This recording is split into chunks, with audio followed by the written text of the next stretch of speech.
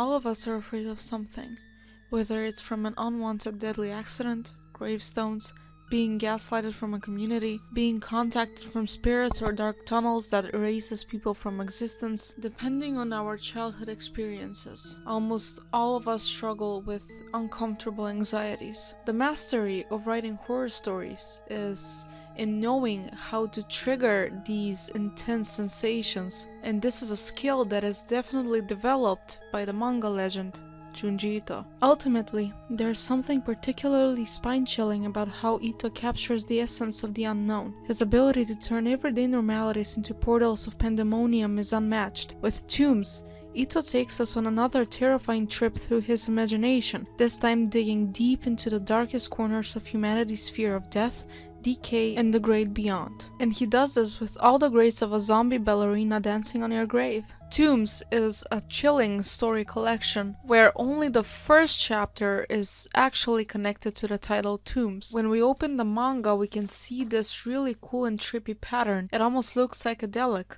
These circles look like eyes. Anyways, join me in this really deep dive into Junji Ito's imaginative landscape.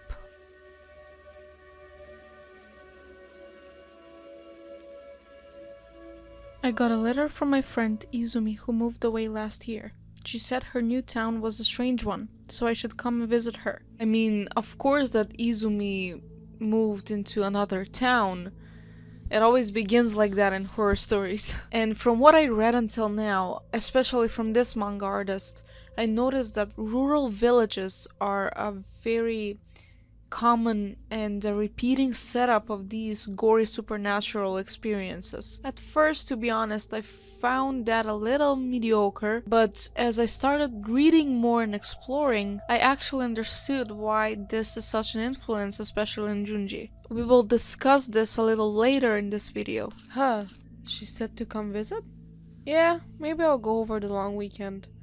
Let me help you out. I've got a new car and all. I'll give you a ride, Kaoru. What?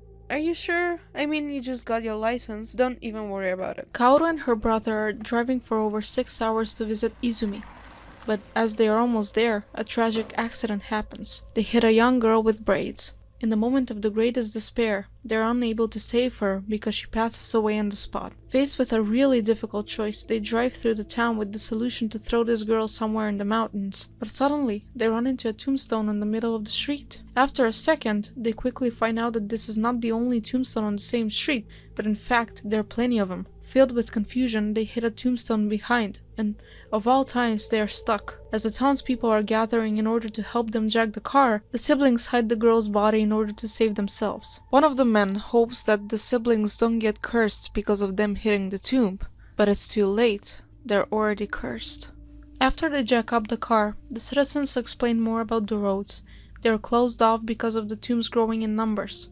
This happened because the folks died on the road, so basically the first tombstones appeared because of the traffic accidents. As Izumi says hi, the brother and sister can't help but feel uneasy. This uneasiness grows as Izumi shows the tomb in the middle of the room in their home, explaining that this is the exact place where the owner of the place died. This is usual in this town, and this is a pretty crazy thing to get used to be honest. Izumi's mother reads the anxiety on the siblings' faces. She would really wish she didn't know the truth. After they got some rest, Izumi shows them around, explaining that because of this phenomenon, the townsfolk carried those on the verge of death on clear spots. This phenomenon is described like there is no meaning at all. As Izumi says, that's just how it is. So basically, the spot where you die is where the stone grows. They stop their tracks in front of the hospital, at the parking lot. Filled with sadness and apprehensiveness, they watch the doctors trying to save the patient in front of them. The doctors can't afford to let the patient perish in the hospital bed, so they have to make the challenging decision to say goodbye to this old man on the hot concrete. Just like how life forces us to throw the grief, guilt, and unresolved feelings towards the deceased outside, these citizens need to throw the dead in order to not let these feelings remind them through these grown tombs. It's so heartless, huh?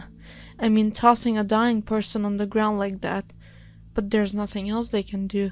They can't have tombs inside the hospital, Izumi mutters. This is where I can actually notice the way in which Junji Ito often draws inspiration from universal human fears, especially death and loss. The oppressive presence of tombs can symbolize the emotional burden of grief, guilt, or unresolved feelings towards the deceased. This is a theme which he frequently explores in his work. Grief spills through Ito's drawn pages. Almost every story has this pattern where mundane, peaceful lives turn into monstrous nightmares in which the peace is forever lost. It's as if the characters know that things will never go back the way they were. This is a feeling that is really familiar to all of us. Izumi stares at Kaoru's mournful expression, asking, "Kaoru, you've been really quiet this whole time. Is something bothering you?" As Tsuyoshi masks her true feelings of guilt by blaming the town's eerie nature, Izumi apologizes, suggesting to get back to the house to get some rest. No matter how much the siblings try to be cheerful, loss finds them everywhere. The tombs constantly remind them of the reality of loss, sorrow, and unsaid goodbyes. There is no escape, Grief says, the moment when they find the poor cat laying lifelessly on the road. As Tsuyoshi suggests to bury it somewhere, Izumi frantically tells them not to touch it, because if they do, the cat will never be at peace. If they touch the cat, the tombstone won't go up the proper way. It's as if no one can stand in Grief's way. Everyone is so powerless that they must let it play itself in natural ways. No one must touch it or alter it. A tombstone for a cat?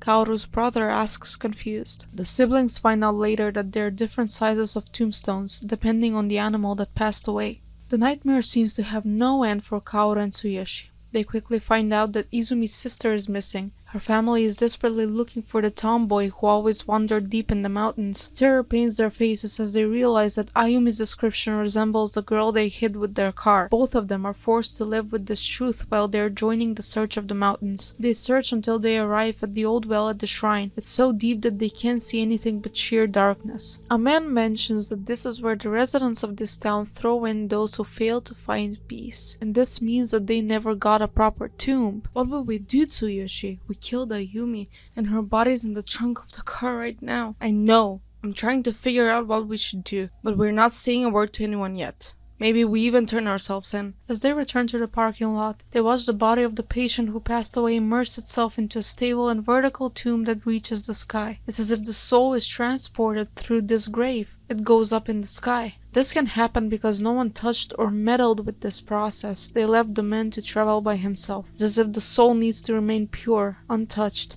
left to transport itself in peace, with no one interfering. This realization causes great desperation for answers in Tsuyoshi, as he walks to touch the tomb of this man, wondering if he's turning to actual stone. He hears someone yell desperately, "Ah, don't touch that! It's not finished yet!"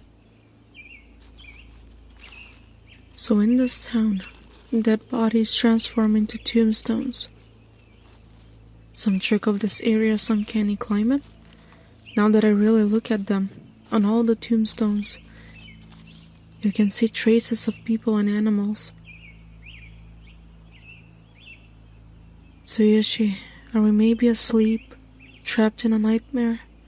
Yeah, I was thinking the same thing. I hope it is a dream. Me too. Feelings of hopelessness consume the brother and sister as they find Izumi peeking into Tsuyoshi's car. Does Izumi know something, or is all of this just paranoia? As she mentions that the search found traces of blood and paint from a car nearby, she walks away having a couple of things to do. Kaoru is struck by fear as she notices the blood on the seat. She cracks the same way as the headlight of the car during the accident. We can't keep hiding this. She weeps while breaking down as Tsuyoshi is trying to calm her. Later in the house, the silence is broken by Izumi's cries. All she wants is her sister to grow into her tomb in peace. She adds, "You can't touch dead bodies in this town. Touching a person who died is like messing with an insect chrysalis. The results are tragic. I once saw the body of someone who failed to turn into a tomb in the hospital parking lot. I couldn't bear to look at it. Half of it was stone, but the body would rot if they didn't do something. But burning it would make a terrible smell, so they couldn't cremate it. In the end, they tossed it into the old well at the shrine. I don't know when that well was dug, but it's incredibly deep. Who knows how many people who failed to find peace are sleeping at the bottom of it." Kaoru and Tsuyoshi stare at her with fright for their own lives, regarding what they did while wishing they knew what they were messing with before. As Izumi confirms that her sister Ayumi was hit by a car on the road, she asks them whether they saw something along the way. This is the moment when words were more than prepared to get out of Kaoru's mouth, but her brother silenced her, saying that they'll head home the same evening. That night, they said goodbyes and headed towards the shrine. Tsuyoshi, we can't keep doing this. There's no point in running. We'll never wake up from this nightmare. Don't worry, I've got an idea. We just need to make sure that there's no evidence. As Tsuyoshi tells Kaoru to throw Ayumi's body in the well, they realize that the car is much heavier than before. As he hurries to open the trunk, he sees up close how the body actually changed. It's as if there were little tombs growing out of her body, like separate parts of her are growing into separate little tombs. The body failed to find peace. It looks like it's suffering. Tsuyoshi picks her up, and with the help of Kaoru, they successfully throw her into the well. They hear the sounds of stones echoing as they feel temporary relief. As Tsuyoshi thinks that the nightmare is finally over, Kaoru responds, "It's not even close to over. We betrayed my friend because we wanted to run away from our crime. But we can never actually get away from it. The nightmare is going to continue forever, until we die."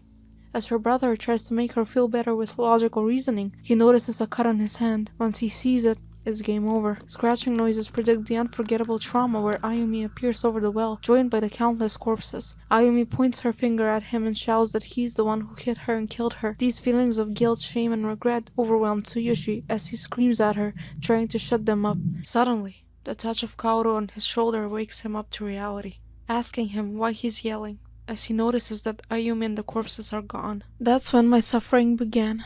The guilt over killing Ayumi, shoving her into the trunk, her failed tomb, throwing her into the well, lying to Izumi and her parents, and the terror that our crime would someday come to light. Izumi suspected us. It was only a matter of time before the police came. Izumi wrote me to say that her father's grief was so great he couldn't get out of bed anymore. Izumi, forgive me. I'm sorry. Damn it! Ow! Ow! Ow! What's wrong, Tsuyoshi? The cut on my hand really aches. Let me take a look. Okay. Well, it's infected, isn't it? Tsuyoshi's hand got worse and worse. Ow! Ow! Ow! Soon, he couldn't even get out of bed. He was in pain for a while. And then he died. On the funeral, Tsuyoshi can't hide the secret anymore, and so he turns into a tomb, breaking the bounds of the coffin. Even though he never spoke the truth about what happened, his body did. And so, Kaoru decides to turn herself in while heading back to the town where Izumi lives. She decided to apologize to the whole family before she heads for the police, but what she sees before her is grief greater than everything she saw before.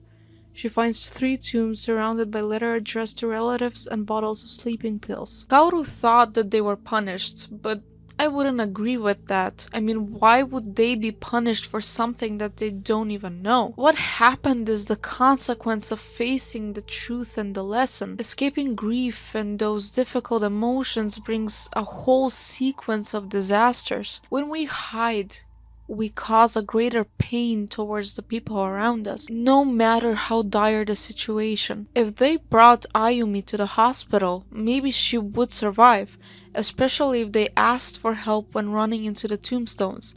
At least everyone would know that it was an accident, and Ayumi would rest in peace as well. Yes, I mean, this would be extremely painful too, especially for Ayumi's family, but at least they would know what actually happened, right? When Kaoru and Tsuyoshi hid Ayumi's body, they looked too suspicious, and if someone from the town found out, they would have suffered worse consequences. Situations like these are very, very difficult to debate over because they're really difficult when it comes to choosing. They're especially hard to solve in unconscious societies like ours. Because in this society, feelings don't matter and one side needs to be right always. Unconsciousness makes it impossible for us to deal with dilemmas like these. The heart stone is inerasable. It symbols the devastating nature of grief.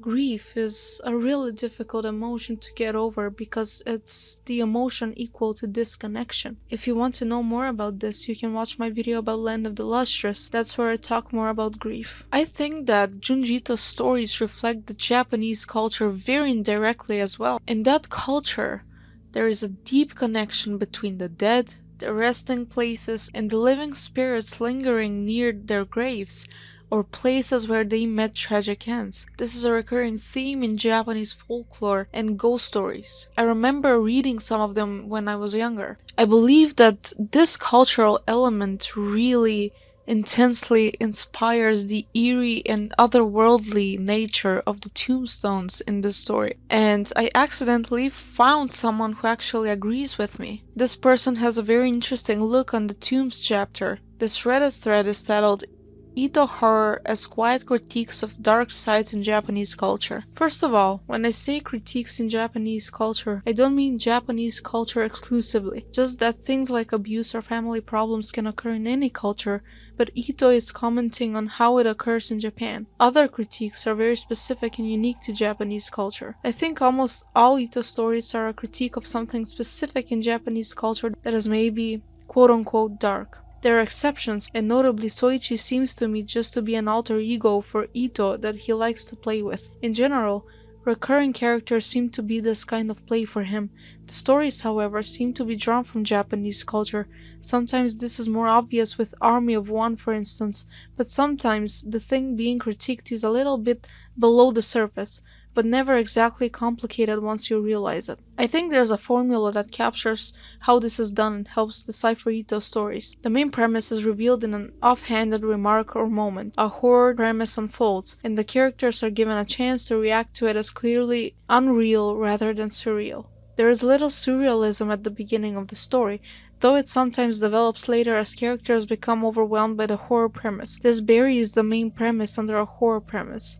As characters succumb to the horror premise, they manifest the dark consequences associated with the main premise. Once the dark side of the main premise is revealed through the horror premise, the story ends without fully explaining the situation or reconciling the horror premise to the main premise. A good example are the hanging balloons. The premise is pretty obvious, but somewhat oblique to the horror premise. The horror premise is that giant phase balloons appear out of nowhere and start hanging people for some reason. The characters react to this as completely horrific, strange, and inexplicable until they acclimate and just take it for granted without wanting to explain it, which is a unique feature of Japanese culture itself and helps Ito stories work. And in any event, the main premise of hanging balloons is that in Japanese society you have to assume a face in public society, and the dark consequences of this is losing yourself in the process. You can avoid this fate, of course, if you just avoid society altogether. Stay in your room, never go out, but then how will you eat? There's also the idea of killing the threatening balloons, a rather obvious and realistic response to the horror premise. By connection, it's a somewhat reasonable initial response to the main premise. If assuming face will mean losing yourself, why not say screw it? Just be yourself. Well, you're nothing without your face.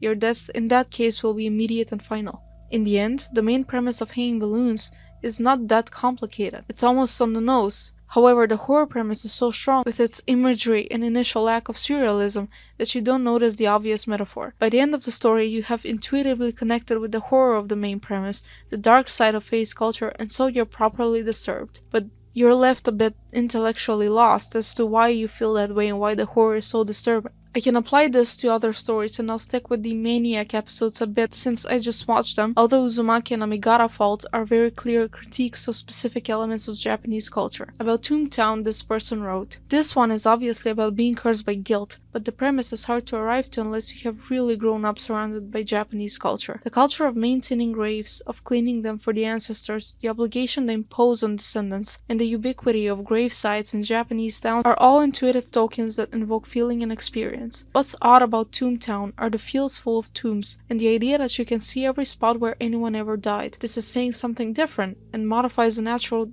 theming around tombstones and what they represent. Like Amigara Fault, the villagers need to build their own whole lives around the curse of the tombs, to leave people to die outside, to accept tombs in the middle of their homes, invokes the way social and ancestral obligations impose a kind of punishment on people that no one can escape, only cope with. Toontown does sort of visualize the obligations to the dead, the fear of spirits, the ceremonies and rituals that are inherent to Japanese culture. It's like Amigara Fault in that way, which is about the burden of maintaining ancestral obligations obligations, like whatever profession your ancestors 26 generations ago did, you have to do it too.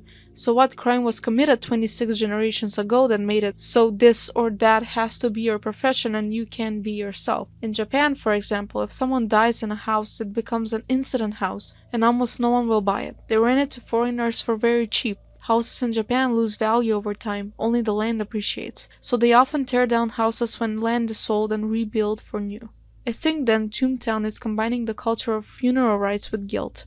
That is, what if the funerary rites to appease the dead actually connected to the details of how, when and where death occurred? When you see gravestones on a hill in Japan, you do wonder who those people were, what lives they were living. This is natural in Japanese culture, as most environments are approached with a quote-unquote read the air method of observing people and how they do things before entering that environment. So it's natural to see these graves and want to answer who were these people, where did they go in town day by day. With that in mind, now you have a town where the tombs kind of do tell you this, and interfering with that process messes with karma. This is also very Japanese in the sense that different towns have different customs, so of course how the dead lie would be different in some towns. Now you have manslaughter and hidden guilt, and you can't hide it no matter what because there is a way that death works in this town and you have to read the air and can't avoid it. I think this would be more horrifying for actual Japanese people because of the pressures of reading the air and the feelings connected to the funerary culture. The suspense of trying to avoid being caught would work better, I think, for people steeped in that. This was a really thought-provoking outlook, even though I didn't expect to find it on Reddit. In Tombs, the village's eerie, isolated setting is like a hallmark of Ito's style,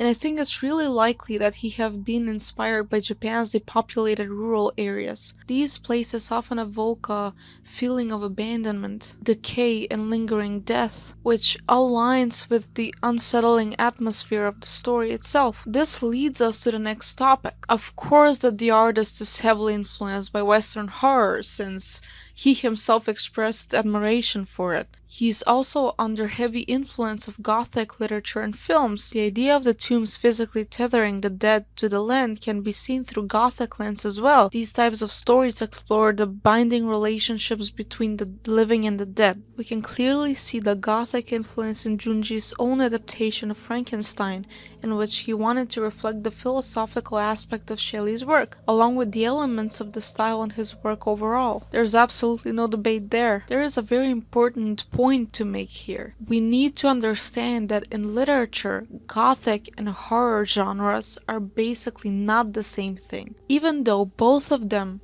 are based on terror, fear, suspense, and mysticism. Just like how Amanda Jones wrote, both genres do in fact produce distinct moods or experiences in their audience. Gothic literature uses terror as a plot device within a mystical setting or with supernatural elements at play to comment on social, political, and religious tensions and anxieties of a certain time period or community, even if this is done subtly. There is also usually a romantic element involved. Horror literature uses terror as an art form to explore the darkest reaches of the human condition through fiction and to inspire a reaction in its audience. This is most commonly done by building tension or suspense using various story elements. Horror is meant to unsettle and disgust you.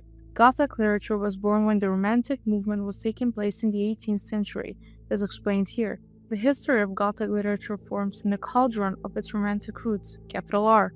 Romanticism was a Western movement and a lifestyle in the 18th to 19th centuries, born out of a period of social change and most known for exploring the sublime, a nebulous concept of this ever-present abstract greatness that leaves one in awe. Enthusiasts of the Romantic movement wanted to get as close to experiencing the sublime as possible by going out into nature, celebrating the arts, and intensely embracing the wide spectrum of human emotion, most notably shock, fear, terror, and awe.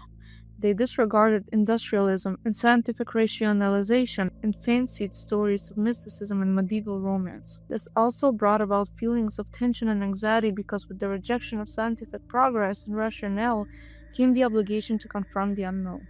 If a supernatural occurrence couldn't be answered away with reason, what then was the cause of it? If left to the state of the natural world, what do we become? Gothic authors took this idea and used it as a frame to comment on everything from gender to social class to religion, or simply to shock and delight.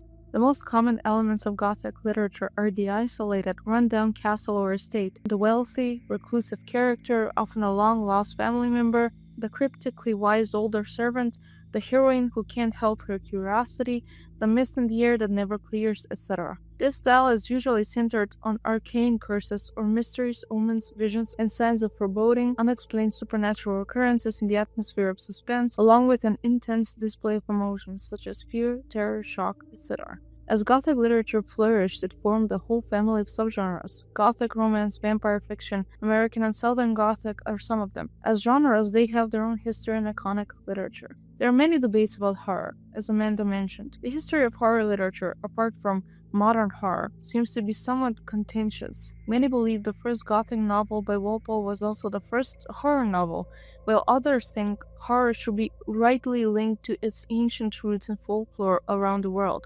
Horror as a genre can be traced back to myths of creation that prominently feature tricksters, demons, and a powerful dark force. Poets from ancient Rome and Greece who wrote of cults, cannibalism, and haunted bathhouse murders. Asian myths and legends that describe shapeshifters or the living dead, along with medieval Europe that was supposedly terrorized by brujas, bruxas, werewolves, and so much more. Gods, spirits, shapeless beings, and eerie, enchanting forests have haunted the world for centuries as well. Edgar Allan Poe is largely considered the father of the American Gothic novel thanks to his popular Gothic romances. He's also cited as establishing the shift from which Gothic lit transitions to modern horror as we know it today. Some of Poe's best-known and loved stories of mystery and the macabre explore ideas about death, decomposition, and the reanimation of life, all of which went on to become tropes of horror stories. Poe was also a known proponent of art for art's sake, a 19th century artistic movement from France founded on the idea that the judgment of art should be removed from any social, political, religious context. Instead, art should be admired for its use of form and inherent aesthetic qualities, meaning that art should be appreciated simply for what it is, not what it means. Art without meaning? This puts Poe in clear contrast to the authors of Gothic lit who came before and after him. Since Poe, many authors have gone on to color the modern horror genre and produce some of the best horror books of all time. H.P. Lovecraft, Harlan Ellison, Shirley Jackson, Clive Barker, Anne Rice, Dean Koontz, and of course the king of horror, the one and only Stephen King. Ancient and medieval peoples told stories of demons and dark beings as tales of warning to their communities. They truly believed in their existence. These fears were their realities. Modern horror authors, writing from a more informed lens, began to seek the recreation of these fears, not to answer a question or warn of anything in particular, but to create art. Some key elements in horror are jump scares or a general feeling of menace, demons, hauntings, and exorcisms, a supernatural monster or creature, or hordes of them, abandoned, decrepit, or unpopulated settings. Horror is also hallmarked by the process of the character's discovery brought on by imminent threat, the usually obvious red herring, sometimes in the form of that one weird guy, the one who should definitely not open that door yet insists on doing so. Usually in horror stories there is only one who is left to survive. Disgust in horror has its own psychological foundation. The combination of fear and disgust creates this feeling that there is no escape from the cause of it, and that itself is terrifying. This is why evoking the sense of disgust is very intentional. Horror has many subgenres too. We have cosmic horror, body horror, slasher horror, haunted house fiction, etc. Junji Ito's Uzumaki is a great example of body horror. He intentionally provokes disgust with the unnatural bodily conditions. The difference between horror and Gothic is best excellently described by Amanda. Horror tends to be more overt in its depiction of events and story elements. In a haunted house setting, we see our greatest fears realized in the form of supernatural monsters and murders. In a Gothic haunted house, we hear things that go bump in the night, but that are often revealed to have natural causes. Again, the elements at play in a Gothic novel are meant to dig into our terrorizing fears by leaving the exact thing causing them largely to the mind's imagination, while also typically allowing the protagonist a chance to overcome and walk away from them. In a modern horror, characters tend to be more irrational as they face those same fears head-on, and it often doesn't end well for those involved. Consequences are very real, which makes it all the scarier. I think it might also be important to note that the 18th and 19th centuries were a much different time than today. It was scandalous to show an ankle, so what we classify as terror-inducing storytelling vastly differs. When we actually know these things, we can notice more easily what the intention of the author was behind his stories. So let's use it in the following stories. Let's move on to the next story. This one actually disgusted me at the end. This one is called Clubhouse or Nakama no Ie. It begins with Chikako, Mina, and Yukari exploring a haunted and abandoned house. Yukari waits for the best friends outside because she's too afraid to enter, while Mina goes upstairs and Chikako explores the first floor. What they don't know is that the moment when they separate, they are choosing their own fates. Chikako notices bloodstains all over the room, which gives her the chills. She gets out of the house quickly after that. As they're waiting for Mina, they realize that she's taking much longer than usual. After a moment of silence, Mina startles them from behind. She got out of the door around back. She confirms seeing the same thing, bloodstains all over the walls and ceiling. Chikako instantly regrets entering the house. She feels extremely uneasy. Yukari feels the same way as well. She notices that both of her friends are really pale. Not long after this event, Chikako and Mina suddenly drift apart. They're not the same best friends like before. Yukari wants to find out what happened, so she asks Chikako. Instead of receiving an answer, Chikako mentions that currently she's hanging out with another group of university students. A group? Yeah, I lose track of time talking to them. It's a whole new world for me. Like, it makes me wonder what my life up to now has even been. Huh, I had no idea. Which class? Oh, they're not in high school. They're university. University? You're hanging out with university students? Yep.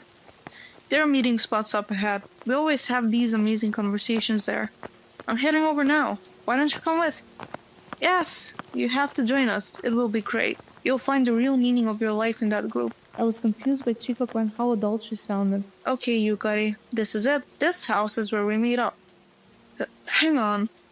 Isn't this the haunted house? Yukari finds herself at the same haunted house. She can already predict what's coming. As she declines entering the house and wants to go home, Chikako pulls her in and guilt trips her by bringing their friendship into question. Not being able to handle the shame of betraying her friend, Yukari joins her and enters the room. Her eyes scout through the holes in the glass of the house decorated with bloodstains. It's as if there were gunshots. The cult-like group's leader welcomes the scared high school girl, introducing that this group transforms the misguided world through independent thinking, different from that of other student movements. As they discuss different topics later, Yukari feels so uneasy that she can't utter a single word. One of the students notices her being timid and shouts at her, "Don't you have an opinion? You're just sitting there staring. Where's your passion?" He suspects her for being a spy for the second floor jerks, while showing irrational aggression despite Yukari's negligence. He stands up and approaches her in a hostile manner, scaring her so much that she runs away. As Yukari makes it home in sweat, in a state of fight or flight, she finds out the horrifying story behind this mysterious house. That house, you see, something happened there. When student activism was at the peak, this radical student group made that house their base. But they started fighting among themselves and split into two groups. They put up a wall in the stairway and cut off all contact. So the first and the second floors were acting entirely on their own. But the group had originally been incredibly close, so when they started fighting, their hatred was all the more intense. One day, it turned into all-out war because of a suspected spy. They shot at each other, and many students on both sides died. Terrible, simply terrible what happened at that house. The place is abandoned now, but no one's been able to tear it down. So, here we are. After hearing the terrifying story, Yukari puts two and two together and rushes at Mina's place. She elaborates about what happened and persists that they need to save Chikako because she has been possessed. Even though Mina doesn't believe what she's saying, she mentions that she knows a psychic from whom they can get advice. Little does Yukari know, the psychic is on the second floor in the same creepy house. It's too late when she realizes this as she hears the door slamming behind her. The next sight makes her wish that she was in another world. She is directly looking at the ghost of Mina, together with the ghosts of students of that group, covered in blood. Is this real or is this a dream? As she can't even process this question, she starts running down the stairs. Fortune is not on her side because she trips and makes a hole within the barrier of the floor with her head. She sees Chikako from the other side on the first floor, standing with the others. She begs her to help her because her head is stuck. This is the moment that completely creeped the hell out of me. Chikako and her group start pulling her head, while Mina and the other group start pulling the legs. This is where the nightmare is only beginning. This created feelings of fright and phobia I never knew existed. This is a kind of phobia that I didn't encounter much before. And this means that the horror story is actually successful. Slug Girl, or Namekuji Shoujo, is about Yuko who, from being famously talkative, suddenly has trouble speaking. She even stops coming to school and leaves everyone worried about her. That's how her friend ends up visiting her, even though she's put off by watching the girl's parents kill hundreds of snails in the garden. Yuko's mother welcomes Ria to Yuko's room, but the energy is unwelcoming at all. Ria and her mother try to help the poor girl because she's looking like she's struggling with something really painful to the degree where she wears a mask. Yuko's parents blame this on a psychological problem, but Ria looks into this situation more deeply. She remembers the last time Yuko was afraid like this, and it was in elementary school when someone grabbed a snail from her backyard in order to scare her as a joke. What she knows is that Yuko is afraid of them to the extent where she doesn't even approach her backyard. A few days later, however, this fear turns into the worst nightmare seen by both Ria and Yuko's parents. Yuko's tongue turns into a slug she has no control over. As Yuko desperately screams for help, Ria runs away because this was too much for her. From what Yuko's parents told her, she desperately cut the slug over and over again, but it continued to grow back. Her father tried to put salt onto it, but the girl couldn't bear it. She was no longer able to eat, and the last resort for the family was to put her into a tub with salt. Yuko entered the tub and dove in, but she didn't resurface after that. What they discover a second later is tragic. They pull out the pajamas, but no trace of the body was found until they found the head. In this moment of horror, Yuko's dad notices the shrunk body at the base of her neck. They try to rinse the head with water, thinking that would bring her back, but the slug gets out of the house and continues living while looking at everyone sadly. Junji Ito loves making the worst fears happen. He takes something that the character is afraid of and uses it to create this nightmare. This is usually the main plot element of horror. What sets Junji Ito apart is the uncanny knack for turning the mundane into the monstrous. As Herm wrote, spirals, hair, fashion models, nothing is safe from Ito's twisted imagination. His intricate artwork, paired with compelling and deeply unsettling narratives, has earned him the title of the Stephen King of manga. With his masterful penmanship, he elevates even the most innocent objects to a level of terror that leaves a lasting mark on anyone who dares to look. He lures you in with the familiar, a quiet town, an innocent high school, a simple family home, only to pull the rug from under your feet, plunging you into the dark, surreal, and bizarre. The window next door, without a joke, provoked me to dream nightmares. I really had a similar nightmare after this. The story starts when Hiroshi's father buys a cheap new house in another town. At first, they thought that the house is small and that itself is the reason for its cheapness, but as Hiroshi and his mother knock on the house on the right, they are put off by the one and only window on the house. As no one opens the door, things seem more weird to Hiroshi and his mother. When they talk to the neighbors in the house on the left, they mention that they have never seen anyone's face from that weird house, even though they notice a shadow in the window at night. The woman shares a rumor that a weird middle-aged woman lives there, that she's strange because she doesn't want anyone to see her face. Even though this is really creepy to the Sakaguchis, they shrug it off as Hiroshi goes to unpack in his room after dinner. He opens the window as he notices that being right across his, this makes him feel uneasy. This uneasiness grows into fear as Hiroshi hears a woman whispering in the middle of the night, "Young man." Someone's calling as she asks if he's asleep. Hiroshi doesn't know if he's tripping, so he opens up the window slightly. What he sees pierces his eyes, the sight of an extremely skinny woman with an abnormal face staring directly at him, inviting him by saying that she will leave the door unlocked for him to enter. Hiroshi can't even comprehend whether this is reality or just a bad dream. He definitely has no desire to find out whether the door is really unlocked, as she says. Unfortunately, reality proved itself the next night. As he opens up the window, he sees this woman with a pole, basically inviting herself to his room. Hiroshi screams, "What are you doing?" as he pushes the pole away, causing it to fall on the ground below. There is no time to think.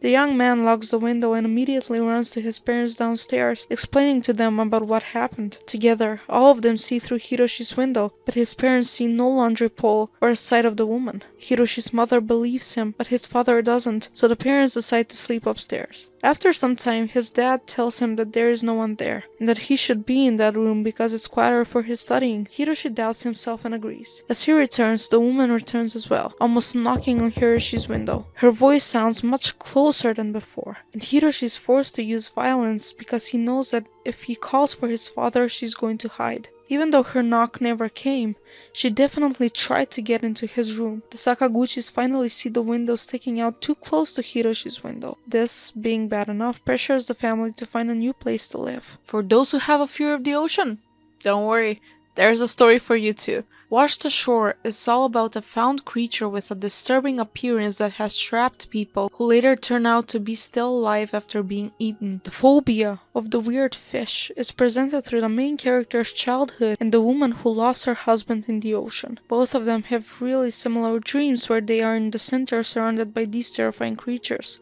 As scientists and gathered people notice the trapped humans, they desperately cut the skin to let all of them out, sliding in a weird liquid. Mie finds her husband while everyone notices that they're still alive. They're acting like parasites because they have psychological abnormalities. Only God knows what those people saw through that transparent skin.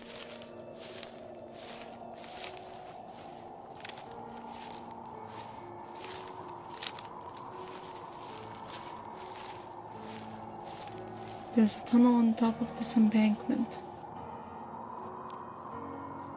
After some 20 years away, I'm back in my hometown, at the foot of the Wicked Mountain on the outskirts, looking for an old tunnel. I came, at last, helplessly drawn here, like that evil tunnel was sucking me in. The area was completely overgrown, but I knew the tunnel was there on the other side. It was lying there, with its mouth open, waiting for me. Yes, that tunnel was waiting for me. I fled this town decades ago. I never thought I would stand before this tunnel again. But I knew that I would return. My oldest memory of the tunnel goes back nearly 30 years. The next story is definitely one of the most interesting ones. It's called Toneru Kitan, or The Strange Tale of the Tunnel. It's about the tormented life of a boy who lost his mother. At the last moments of her life, his mother willingly walked towards a train into a tunnel. The boy can't even understand why all of that happened, and not long after her passing away, the tunnel goes out of use. Goro doesn't encounter this tunnel until his friend group decides to go and explore it. It's pretty fucked up that these kids make the decision while being fully aware that Goro's mom passed away there. As the kids enter the tunnel, they notice that the tracks are gone. One of the kids tells the rest that the train hit loads of people because the tunnel called them. The tunnel was built by the people who were afraid of the mountain. They thought that the mountain is evil. This kid leads the rest of the group with the intention to see the mystery located in the middle of it. As they are moving through, one of the children notices the scratch marks on the wall above them, which makes them conclude that they are scratches left from the incidents where trains tipped over multiple times. Many people perished in those accidents, especially in the one during the war.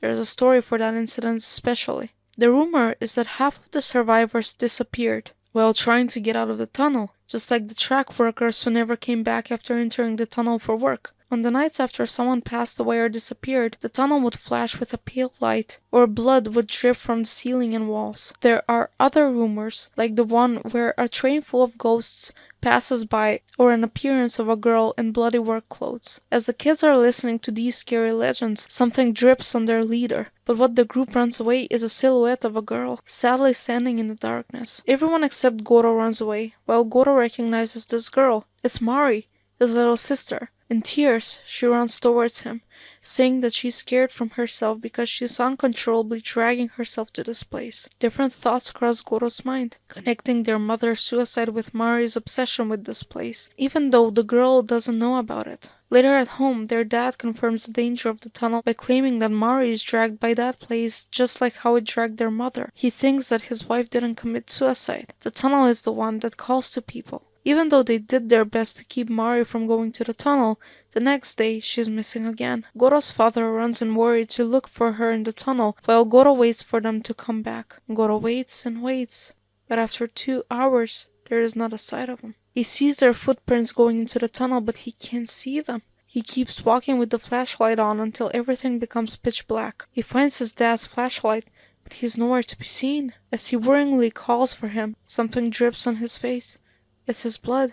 Suddenly, he notices a building in the middle of the tunnel. It's a cosmic ray research laboratory. This is where he finds his sister, joined by 3 scientists. They mention that they never saw their father, and they must never come there again. Goro is so weirded out because his father must be there somewhere. It's as if he fell into the ground. They search for him in their truck until the exit, but he's nowhere to be found. Goro concludes that his father went missing into the tunnel, but one of the researchers thinks that that's not scientifically possible. She explains more about their laboratory, explaining how they measure cosmic rays. Those are radiation that rain down from space in the form of invisible microparticles. That means that they pass through the human body like X-rays, and because they are radiation, they even go thousands of meters into the earth. They use this tunnel to measure these cosmic rays as a joint project between a couple of universities. Even though they started recently, the machines are displaying really odd data and breakdown, causing uneasiness in everyone.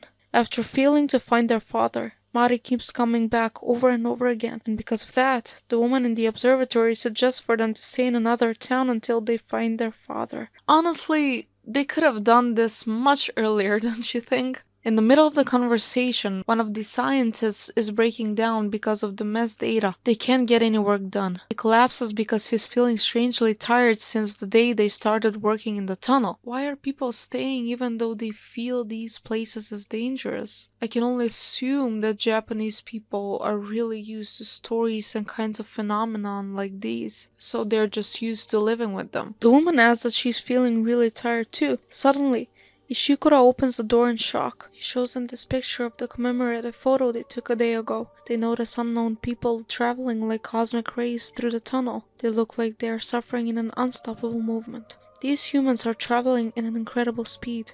Just like the cosmic rays, they come out of the walls and disappear into them. This means that they pass through bodies like X-rays as well. This realization explains the data abnormalities. These abnormalities are possibly the measurements of these things. The group of researchers isn't feeling well because of this radiation. I mean, humans constantly pass their bodies invisibly.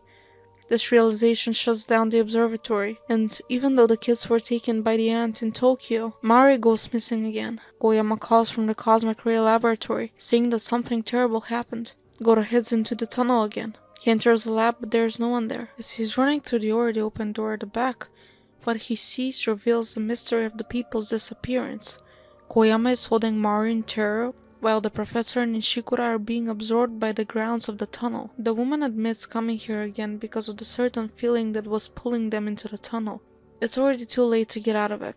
Mari gets absorbed by the tunnel as well. Goro notices the blood on the ground after the ground swallowing his sister and immediately runs grabbing Koyama's hand. But something is coming after them.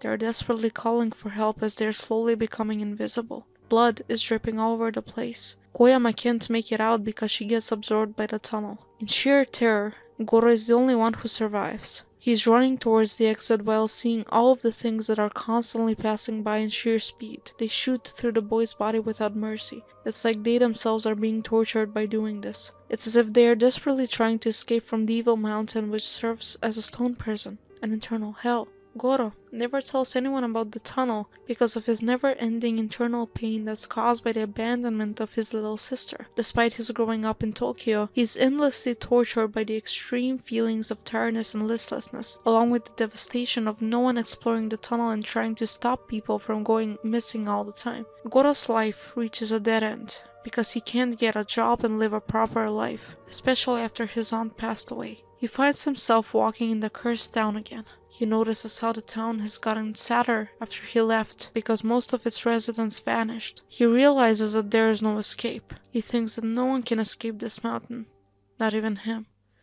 As he's entering, he's watching even more trapped souls sadly passing around. In the bronze statue, we are introduced by a woman dragging a body and throwing it into a swamp in the garden. This event is followed by 3 women gossiping while sitting next to 2 bronze statues in the Brownstone Central Park. They are approached by a new resident in the neighborhood, Shirakawa. She kindly introduces her son, Susumu, as he's curiously pointing a finger towards the bronze statues and asking about them. The 3 gossipers mention that the bronze statues are based on the former mayor and his wife. Shirakawa looks at the beautiful statue of the woman and questions the wife's youth and beauty, as the 3 mothers laugh while saying that she's not pretty in real life. They call her shameless for putting a statue like that. We can already see that the townsfolks don't like this woman for some reason. These women make fun of her attempts to look younger. They explain that this woman has weirdly sharp ears. It's as if she's listening to everything everyone says. The woman's kids add that the female statue is talking to them sometimes, even though the man doesn't. They try to prove their mother's this, but they can't because the brown statue isn't speaking back, obviously. We are later introduced by Tsuchiya, a sculptor who casts art. He's approached by this old woman with a sinister face. She's here to see the artist's new statue, which is commissioned by her herself. She's pleased by the new statue as she mentions that she'll host a party for its reveal to the public. The 4 mothers are invited, including Shirakawa, with a really silly tactic where she tells them to come to the party without their children or husbands. That's weird. Despite the anxiety, the women go to the party. They instantly regret it as they find out that only 4 of them are there. As the mayor's wife and Tsuchiya unveil the statue, the women eat and drink in pretense. As Shirakawa asks the artist about the process of making the statues, he explains his own personal process. He firstly creates a prototype in wax, he wraps it in plaster, and after it's hardening, he fires it so the wax inside melts out. At the end, he pours bronze into the cavity. Even though he's really fond of this process, it's costing his lungs and so he doesn't have much time left to live. As Tsuchiya goes to the other room to rest, the weird old woman joins him. The women are questioning the purpose of this fraud and make fun of the woman's appearance. Suddenly, the bronze statue starts speaking. I heard everything you said. You've insulted me plenty of times in the park as well. Fools. The one talking is the ugly old hag in the room next door. There's a high-precision listening device and camera inside this statue. It's also got a built-in speaker, the same as the one in the park. I have a perfect grasp of what is going on down there from here in the house. As for you all, I can talk to you and your stupid brass from this statue. The women can't stare in shock any longer. The drugs from the drinks and food take effect and so they pass out. The next moment, they find themselves tied in Tsuchiya's workshop. There is no escape from this tyrannical psychopath. She has an idea for the artist to bury them in plaster in the same way he covers the wax models to make the castings. Unfortunately, that's what he does without any resistance, just like a puppet. The women scream in unbearable agony, but no one can hear them. Tsuchiya bakes them in the kiln, and so the creation gets the shape of the people inside. The tyrannical woman suggests to pour something cheap on them because bronze is too beautiful for them, and so he pours concrete. She's having fun, but not for long because the police is onto her. As she's running to Tsuchiya in search for her escape, the revealed sculpture of the victim shows itself to her. They desperately smash the statue into bits in order to get rid of the evidence. Outside in the park, the kids are crying after their mothers. In desperation, they ask the statue lady about their missing parents. The old hag tries to calm the kids down by speaking through the statue, telling them that they'll return back after a fun trip. Unexpectedly, a male voice breaks out, calling the woman a liar and a murderer. This voice is coming from the statue next to the woman. Could that be?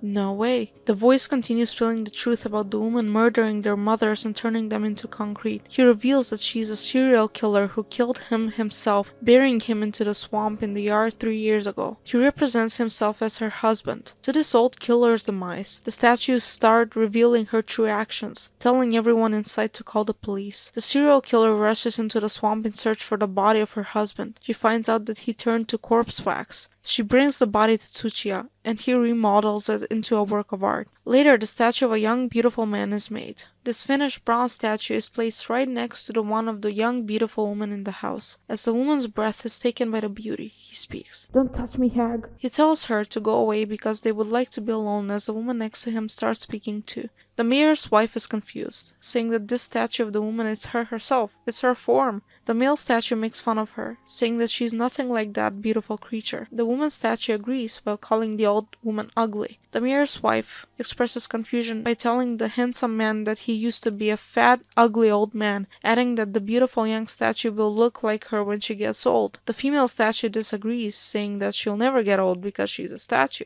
As they kiss and show affection towards each other, the woman loses it and writes her feelings in the last letter that makes it to Tsuchiya's hands. She loses it to the point where she ends her life in the bottom of the swamp. She wanted to become a corpse wax. She asks Tsuchiya to make her into a beautiful gold statue after 3 years. She even permitted him to sell the house if he can buy the gold. The artist spends the last moments of his life remodeling her body into the most beautiful woman in the world. She speaks to him filled with happiness, even though he doesn't pay attention, thinking that he's just seeing things. Right before pouring the woman into gold, his lungs give out and he dies instantly, leaving the woman trapped in eternal ugliness. Shortly explained, this story is all about a tyrannical woman who is too afraid to be criticized by literally anyone, to the point where she uses her power to shut anyone up, and women who gossip and never talk about meaningful things. The moral of the story is, gossiping never brings anything good, and the obsession with what everyone thinks as well. This story really reminds me of Tomie.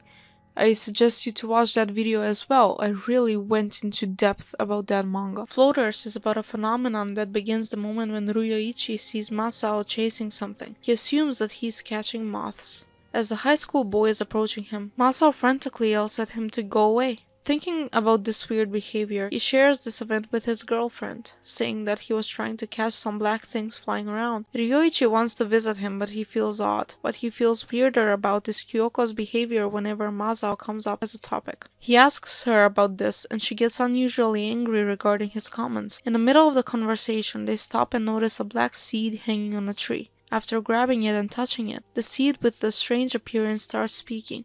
Love you, Kyoko. The mood gets really intense as the seed starts repeating it over and over again. The voice is Masao's, they notice. Ryoichi keeps the seed in order to investigate it. He lets it float in his own room. He observes that if he pokes it or interacts with it in any way, it produces a sound by rubbing the hairs together. As his mother opens the door of Ryoichi's room, thinking that Masao's there, the seed floats away. The family successfully catches it once again and they observe it in the living room. Isn't this a kisaran pasaran? He asks, referring to a popular legend about the seed that eats face powder and flour to multiply. Ryoichi disagrees because those things he's talking about are white. The next day, Ryoichi visits Masao. He has the floater with him. Masao takes the hairball while asking him what it said, as Ryoichi repeated the words. I love you, Kyoko. Masao aggressively declines these things while shutting his door in a desperate manner. It's as if he doesn't want to admit any of these things. He's running away. The hairballs multiply even more, and unfortunately a lot of them end up in the wrong hands. Kazuya starts collecting many of them with the means of using them manipulatively. He reveals one in front of their class. The floater expresses Masao's hate towards Kawamura,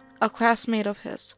Kazuya understands that these are Masao's true feelings. They repeat his true thoughts. Ryoichi convinces Kazuya to give the oddball back, and as they try to get to Masao in the back of his house by opening the window, many of them get out. The situation is hopeless for Mr. Perfect. He explains that these things start popping out of nowhere. His life is ruined. These floaters are forcing his true feelings out in the world, saying, Ryoichi found out about Kyoko. Damn it all to hell. If only Ryoichi didn't exist, then Kyoko would be mine. It doesn't matter either way, but I wanted to at least kiss Kyoko once. Ryoichi listens while asking, Masao, are they saying how you really feel about stuff?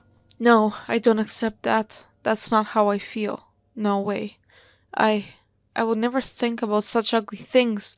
I'm innocent. Or that's what he wanted the world to think. These floaters show Kazuya's true tyrannical nature as well, especially when he shows up to school with a whole bunch of them in order to show everyone someone's dark sides. Kazuya can't wait to show Masao's darkness and to use it to his power, and that's what he succeeds in. Meanwhile, Masao is sitting in his room, devastated, while the hairball is expressing his hopeless and suicidal thoughts out loud. This is where he reveals how everything started.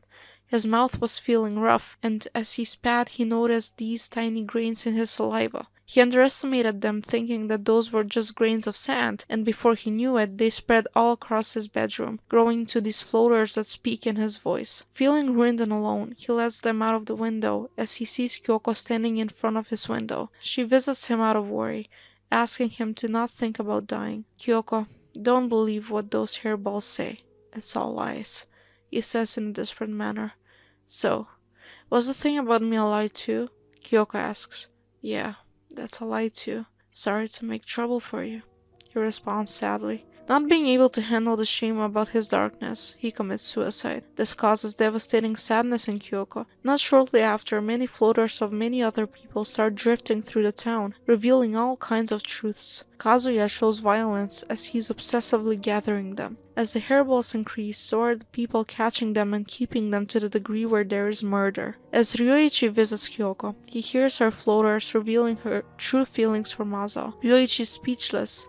As the girl apologizes in a state of acceptance, Ryoichi suggests to burn these things with a lighter in order for them to not get to Kazuya's hands. We can see Kazuya's collection in his room. He burns the ones that are useless to him. As he is burning one, hundreds of them start speaking. Because of their loudness, Kazuya's mother gets rid of them, saying that he needs to get rid of that obsession. In a moment of anger, he murders the poor woman. This is when his own obsession turns against him, as his hairballs start talking too, revealing his tyrannical personality that shows no concern for his actions whatsoever. He fails to catch his floaters and lies down in defeat.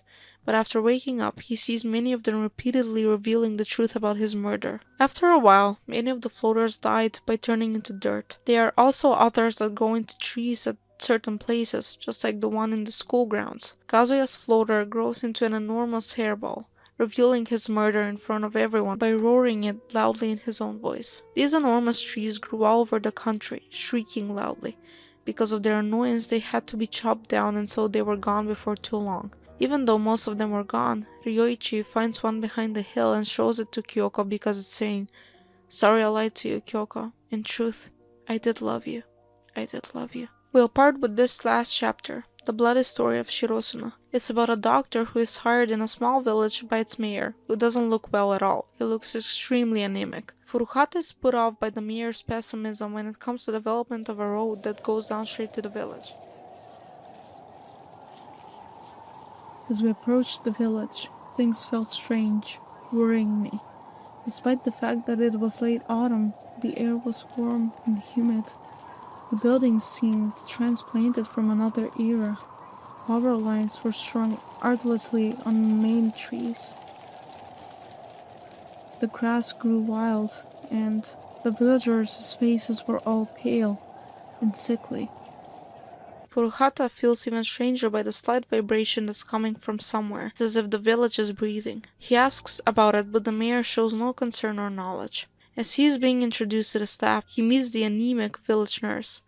The mayor adds that he needs to use the old well because there is no plumbing in the village. He mindlessly mentions that the water sometimes turns red, supposedly because of the rust down there. Later that night, he asks the nurse about everyone's paleness and anemia. She explains that because this village never had contact with other towns, they married their own relatives over the years. She assumes that this might be genetically causing this abnormality. Furuhata connects the abnormality and high numbers of AB blood to this explanation. The next day, he is checking the villagers but repeatedly gets worried by the patient's weariness and anemia. He can't even hear their heartbeats. Suddenly, he has an urgent case. Two sisters show up because the little one is losing a lot of blood. She starts bleeding without any explanation while being outside, playing. The nurse tells him that there is no need for concern because this usually happens here, while adding that it's going to stop on its own. The doctor can't accept this anomaly. He thinks that this girl needs to be examined at a larger hospital. Her older sister expresses heartlessness as she says that they don't want to leave the village.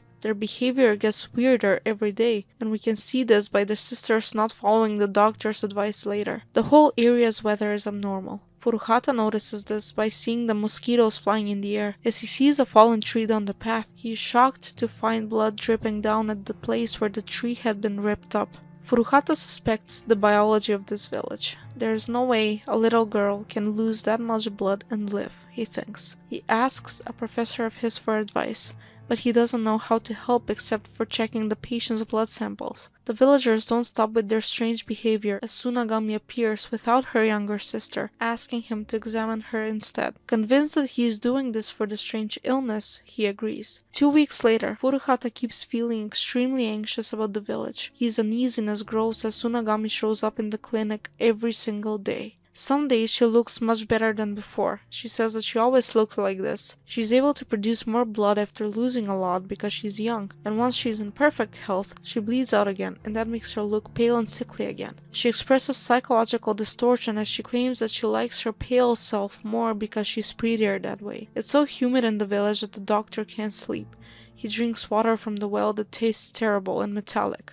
It's like he's tasting blood. As he's taking a walk in the middle of the night, he can hear the vibration more clearly. It sounds like a heartbeat. While he's approaching a shrine, he encounters Tsunagami. She joins him because she wants to pray. They say that the blood of the maidens was offered to the gods as a sacrifice in this village long ago, and because of that, we offer our blood to the earth when we pray even now. I often come to pray while I have a plenty of blood in my body, she says while cutting her wrist in sadistic manner. She prays to be with the doctor while her face starts bleeding. Furuhata tries to stop her and to help her, but her will wins as her ocean of blood gets sucked into the ground before the doctor's eyes. After the girl gets up and goes home like nothing happened, the doctor grabs a shovel and investigates the shrine grounds. He can't believe what's in front of his eyes. There are blood vessels replacing tree roots. They look like animals' veins. One of them releases blood because the doctor accidentally cuts it with the shovel while digging. Quickly after, it starts hardening into a jelly,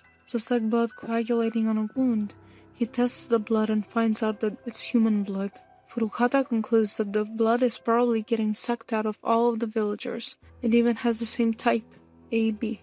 Concerned with his findings, Furuhata warns the mayor, but it's no use. The mayor chooses ignorance, just like the rest of the villagers. The doctor digs a hole in the ground in front of some of the residents, trying to show the arteries breathing below it. Despite the obvious proof, the villagers still respond mindlessly. They react too passively to the doctor's desperate claims, because that behavior serves them. So they are gaslighting him basically. As Furuhata is grabbing a stone to hit the vessel for demonstration, the mayor tries to stop him, but he fails. The consequences of the wound causes the villagers to start losing almost all of their blood. They start bleeding right away. It's as if the villagers in the village are this one body that shares the same blood. They're just tied to this place. As the doctor realizes that the arteries take the villagers' blood, he tries to find a way to secure the wound. He notices all of the arteries on the ground being connected like a tissue, and he sees all of the residents suffering. With this realization, unfortunately, he himself experiences the same fate. A few days later in the village, the professor and assistants arrive to speak to Furuhata about the unusual illness. They notice the nurse's abnormal paleness as they're waiting for the doctor. But instead of seeing the doctor, they see a man whom they barely recognize. A man suffering from exhaustion. We can wrap up with this nice overview. As we draw the curtain on this macabre journey through tombs, one thing stands resoundingly clear. Junji Ito continues to reign supreme as a maestro of horror. With each turn of the page, every twist in the narrative, he lures us further into his labyrinthine world of terror, leaving us delightfully unsettled and thirsting for more. Every story in this anthology, from the grotesquely surreal floaters to the pulse-quickening mystery of the bloody story of Shirosuna, serves as a testament to Ito's ingenious storytelling and unfettered imagination. His unique blend of horror, which merges the mundane with the monstrous and the psychological with the supernatural, is on full display here, delivering an immersive experience that will persist in your mind long after the book is closed. Whether you're a seasoned fan of Junji Ito or a newcomer to his brand of horror, Tombs is an unmissable entry in his chilling oeuvre.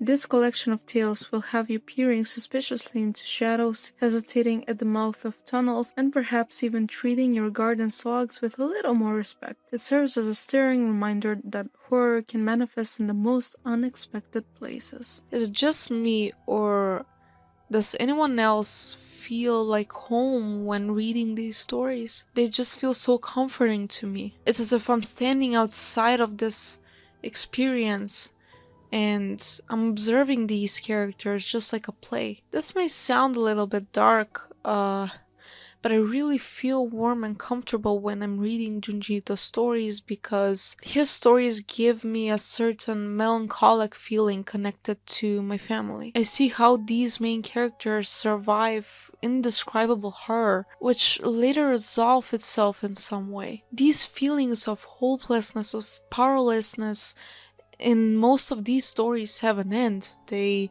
have a solution, a denouement. The denouements themselves give me a certain sense of comfort, reassuring me that the nightmare and the loss will be over. I really sympathize with the characters. They remind me of how my own world fell apart a lot of times. The emotional and psychological elements of Junji Ito's work remind me of the emptiness present within the structure I grew up in. His stories welcome my grief and sadness and darkness. I really hope that you enjoyed this video. Please like, share, or subscribe to support this in order for me to live from doing this and to be able to do it full time. Making videos and creating art and content for healing for consciousness is my greatest passion after all. See you in the next video and have a nice life.